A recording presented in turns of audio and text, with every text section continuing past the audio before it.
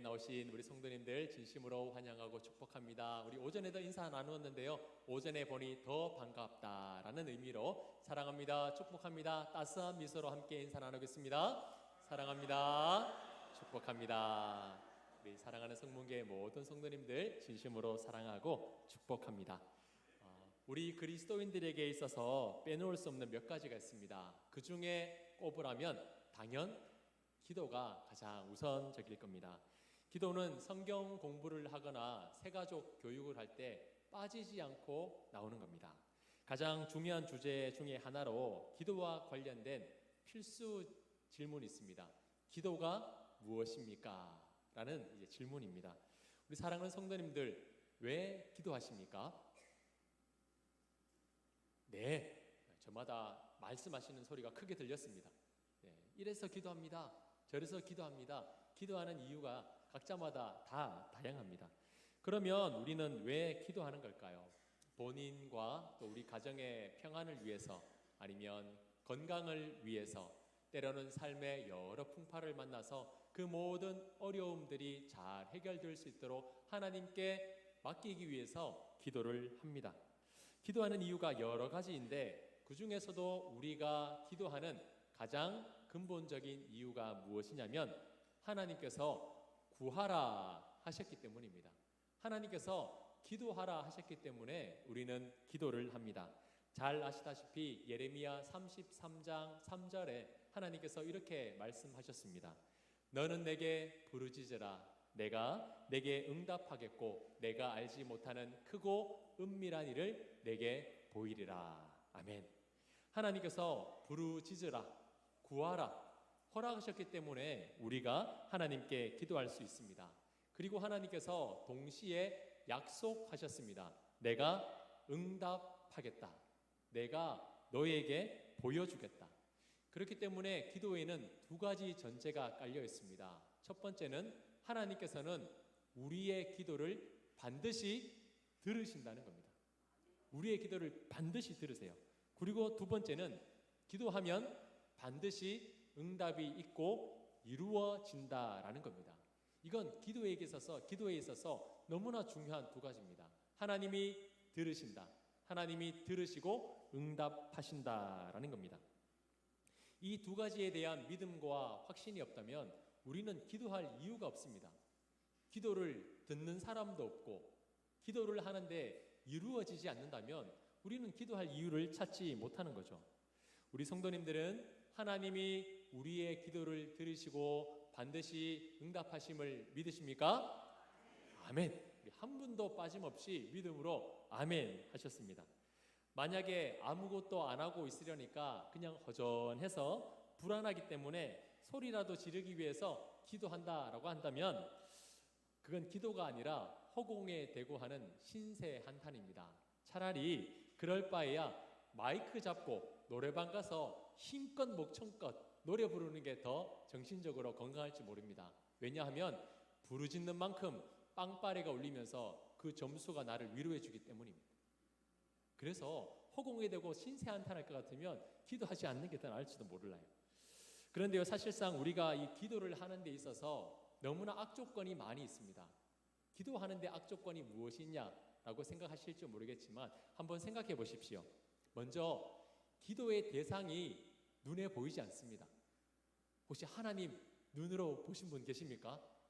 저도 하나님 눈으로 본 적이 한 번도 없습니다. 기도의 대상이 보이지가 않아요. 응답해 주실 것을 요청하면서 간절한 마음을 담아 하나님 주여 주여 라고 우리가 한없이 목청 놓아 부르지만 정작 기도의 대상인 하나님이 눈에 보이지 않습니다. 뭐라도 보여야 매달리기라도 하고 뭐라도 잡을 수 있어야 바지가랑이라도 붙들고 매달릴 텐데 대상이 보이지가 않는 겁니다. 대상이 보이지가 않으니까 내가 하는 기도를 듣고 계시는지, 내가 기도하는 가운데 하나님이 함께하고 계시는지 알 방법이 없는 겁니다. 현대화가 될수록 어떻게 되냐면 눈에 보이고 검증을 하고 신뢰가 가야 마음이 열리고 행동까지 이어집니다. 눈에 보이지 않고 검증되지 않으면 요즘 사람들은 잘 믿지 않습니다. 그런데 묻지도 따지지도 않고 보이지 않는 하나님께 기도하면 된다. 세상 사람들은 이해할 수가 없는 겁니다. 기도는 확인이 되지 않는 거죠. 그렇다 보니까 때로는 혼자서 기도하는 순간이 그냥 허공에 대고 하는 메아리 소리 같기도 하고, 정말 이 기도가 누군가가 듣고 있는가라는 의심이 들 때도 있습니다. 그래서 기도하고 난 뒤에는 오히려 허전할 때가 있기도 합니다. 내 기도를 들으셨을까? 정말 이 기도가 이루어질까? 고개가 갸우뚱해질 때가 간혹 있을지도 모릅니다. 그런데 오늘 우리가 함께 읽은 이 시편 116편은 이러한 고민과 의심을 단 한 번에 해결해 줄 수 있습니다. 오늘 말씀을 통해서 기도의 내공이 쌓이신 우리 성도님들은 더욱더 확고한 믿음으로 하나님 앞에 기도할 수 있기를 바라고, 혹시나 기도하기가 망설여지고 의심이 되는 분들이 있다면 오늘 이 말씀을 통해서 살아계신 하나님을 온전히 붙들고 기도의 자리를 지켜나갈 수 있기를 주님 이름으로 축원합니다. 자, 먼저 우리가 의심하지 않고 기도를 할 수 있는 첫 번째 이유는 서두에 말씀드린 것처럼 하나님이 우리의 기도를 들으신다라는 겁니다. 누구나 다 아는 뻔한 이야기입니다. 목사님, 하나님이 들으시기 때문에 기도하죠 라고 말씀하십니다. 네, 맞습니다. 자, 그런데 들으신다는 것은 그냥 한쪽 귀를 대고 말해봐, 듣고 있어, 이 정도가 아니라는 겁니다. 하나님은 우리의 간구하며 기도하는 소리를 경청하고 계십니다. 경청. 제가 얼마 전에도 이 경청에 대한 말씀을 전했는데요. 자, 1절을 다시 보시면 시편 기자가 이렇게 고백합니다. 여호와께서 내 음성과 내 간구를 들으심으로 내가 그를 사랑하는도다. 자, 여기에서 듣다라는 단어가 바로 샤마라는 말입니다. 이 샤마는 경청하다라는 의미입니다. 경청이라는 단어 많이 들어보셨죠? 경청은 집중해서 상대방이 하는 이야기를 듣는 겁니다. 제가 이 경청에 대한 것을 조금 더 자세히 설명해 드리도록 하겠습니다. 제 첫째 아이가 어린이집을 다닐 때입니다. 그때 교회 안에 어린이집이 있었습니다. 그래서 그 어린이집이 성품 교육을 했어요. 성품 교육을 하다 보면 여러 가지 몇 가지 성품이 있는데 성품마다 노래가 있는 겁니다. 그래서 아이가 어린이집 갔다 오면 오늘은 이거 배웠어요 하고 노래를 부르는데, 어느 한날 첫째 시온이가 집에 와서 노래를 흥얼흥얼 하는데 와, 정말 은혜가 되는 겁니다. 제가 한번 불러볼 테니까 잘 들어보시길 바랍니다. 제목 경청. 손을 이렇게 모아야 돼요. 자, 제가 한번 불러보겠습니다. 경청의 정의를 불러봅시다. 경청의 정의를 불러봅시다. 상대방의 말과 행동을 잘 집중하여 들어 상대방이 얼마나 소중한지 인정해 주는 것. 제가 이 노래를 듣는데요, 하마터면 아멘 할 뻔했습니다. 와, 이 어린아이가 부르는 이 성품 노래 가운데 이 복음이 있더라고요. 복음. 자, 어떤 거냐면 이 경청이라는 것은 그냥 상대방이 하는 말만 잘 들어주면 되는 거라고 생각했습니다. 잘 듣고 있어, 잘 듣고 있거든, 이게 경청인 줄 알았는데 이 노랫말 안에 심오한 진리가 있더라고요. 경청은 뭐라고요? 상대방의 말과 행동뿐만 아니라 그 사람의 존재 자체를 인정해 주는 겁니다. 그 사람의 존재를 사랑해 주고 그 사람을 인정해 주는 것이 바로 경청이라는 거예요. 자, 예를 들면 한나를 한번 떠올려 보겠습니다. 한나가 아이가 없어서 하나님 앞에 매달리며 기도했지 않습니까? 자, 기도한 결과 하나님께서 그 한나의 기도를 들으시고 이제 사무엘을 허락하셨습니다. 그 사무엘의 뜻은 내가 여호와께 구했고 여호와께서 내 기도를 들으셨다라는 말입니다. 자, 사무엘, 쉐마, 샤마 같은 말입니다. 같은 어근에서 나온 말이에요. 다시 말해서 한나가 하나님께서 나의 기도를 경청해 주셨다라는 뜻으로 이 사무엘이라는 이름을 지은 겁니다. 한나는 하나님께서 자신의 기도 소리만 들으신 것이 아니라는 것을 잘 알고 있었습니다. 사무엘상 1장 10절 말씀 제가 한번 읽어드리겠습니다. 한나가 마음이 괴로워서 여호와께 기도하고 통곡하며. 자, 한나가 마음이 얼마나 괴로웠는지, 그 아이를 갖고 싶어도 갖지 못한 그 상황 자체가 너무나 고통스러워서 하나님 앞에 기도하면서 통곡했다라고 말하고 있습니다. 자, 우리말 성경을 보면 통곡이라는 말로 해석되어 있는데 원문을 보면 이 울다, 애통하다라는 단어가 2번 연속해서 쓰여져 있습니다. 우리는 그냥 애통하다 한 번인데 원어는 애통하고 애통하다. 자, 얼마나 간절했는지 아시겠죠? 성경에서 2번 연속 기록되어 있다는 것은 그만큼 강조하는 겁니다. 한나가 마음이 너무너무 괴로워서 하나님 앞에 울며 불며 애통하고 애통했다는 거예요. 우리 성도님들도 혹시 통곡해 보셨습니까? 통곡은 그냥 슬퍼서 눈물 찔끔 흘리는 정도가 아니죠. 가슴을 치기도 하고 때로는 넋을 놓아버릴 만큼 바닥을 치면서 몸을 내던지면서 우는 게 바로 통곡입니다.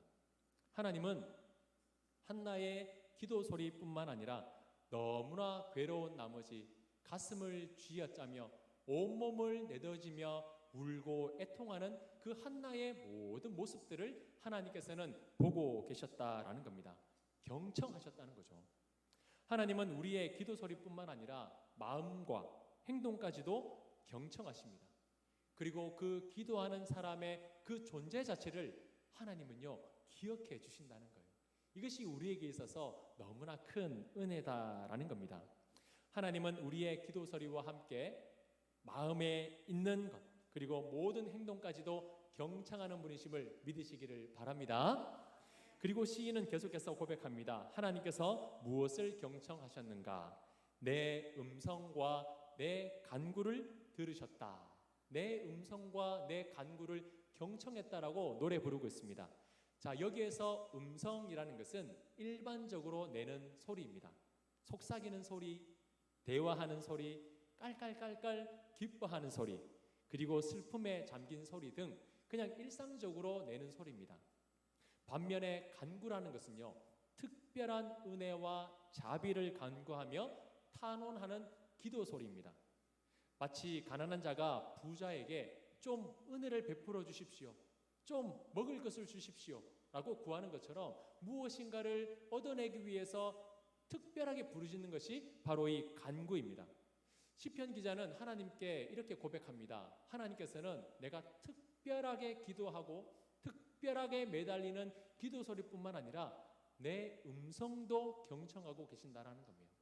일상적으로 살아가는 동안 하는 모든 말들, 탄식하는 소리, 기뻐하는 소리, 하나님께서는 단 하나도 놓치지 아니하시고 그 모든 것을 다 들으시고 경청하고 계신다라는 겁니다. 그렇기 때문에 우리 성도님들 기도를 어렵게 생각하지 않으셨으면 좋겠습니다. 기도라고 한다면 꼭 성전에 나와서 예의를 갖추고 두 손을 모으고 음악을 틀고 이렇게 경건한 모습을 갖추어서 하는 게 아니라 기도는 일상적인 음성으로 하는 겁니다. 일상적인 소리로 하는 거예요. 걸어 다니면서 그리고 어디에 있으면서 누군가를 만나면서 마음속으로 모든 언어를 내뱉는 것이 다 기도입니다. 왜냐하면 하나님께서는 그 모든 음성까지도 다 경청하고 계시기 때문이에요.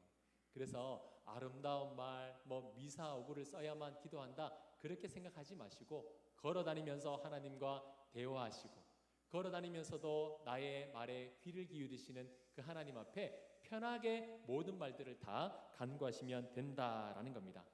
자, 이어서 시편 기자는 하나님께서 이 경청하신다는 것을 조금 더 섬세하게 표현하고 있는데요. 자, 2절을 한번 보십시오. 2절을 보시면 그의 귀를 내게 기울이셨으므로 내가 평생에 기도하리로다. 아멘. 하나님께서는 육체가 없으십니다. 형상이 없어요. 영이십니다. 그런데 시편 기자가 이 하나님께서 얼마나 자기에게 친밀하게 다가오시는지를 표현하면 귀를 내게 기울이신다라고 노래하고 있습니다. 자, 우리가 어떤 중요한 말을 할 때 이렇게 하죠.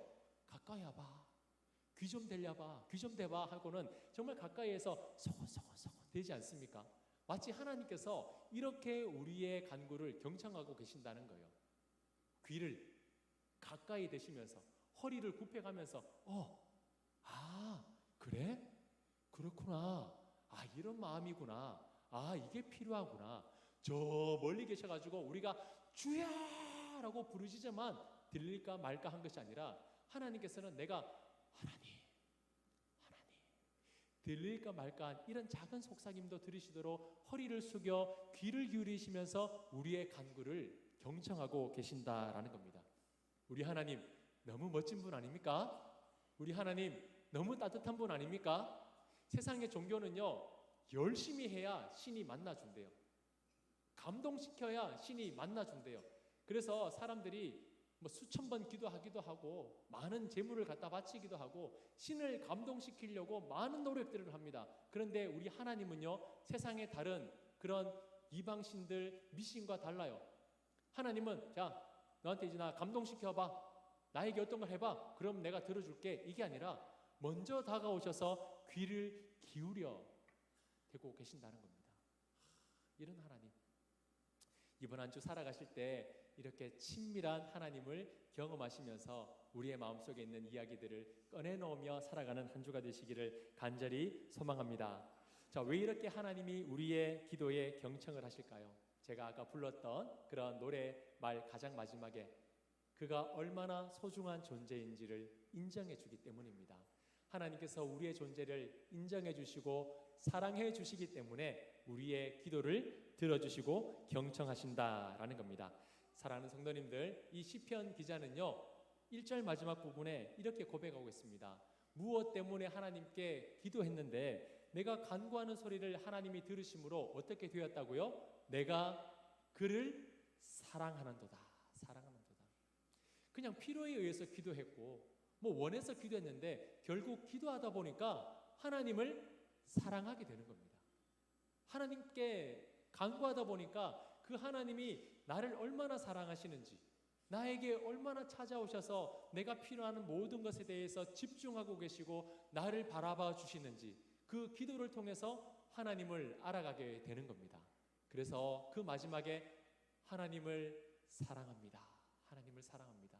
하나님을 사랑한 그 시편 기자가 어떻게 살겠노라 고백합니까? 2절 마지막에 보시면 내가 평생에 기도하리로다.